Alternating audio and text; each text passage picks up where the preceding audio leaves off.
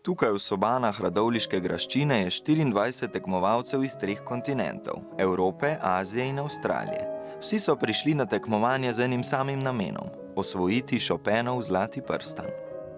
Friedrich Chopin je bil poljski skladatelj, ki je ustvarjal v romantiki. Njegova glasba navdihuje mlade virtuoze, ki so v Radovljico prišli že večkrat. Мы уже здесь второй раз.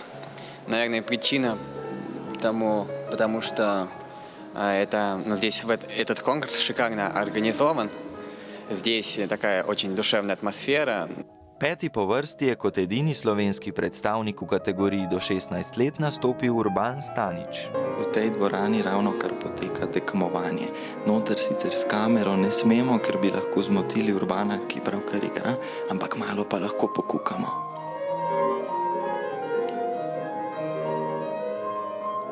Uveljavljena žirija poleg talenta in dobre tehnične pripravljenosti opazuje tudi osebno noto nastopajočih. Pride do izraza kaj ta mladi človek ali otrok čuti v sebi in kako to izraža. Urban, ki sicer obiskuje konzervatorij za glasbo in balet v Ljubljani, je klavir začel igrati že pri 3 letih.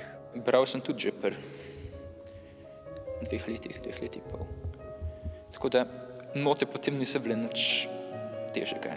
Do dobrih rezultatov Urban pride z veliko vaje. Dnevno klavirju posveti približno 4 ure.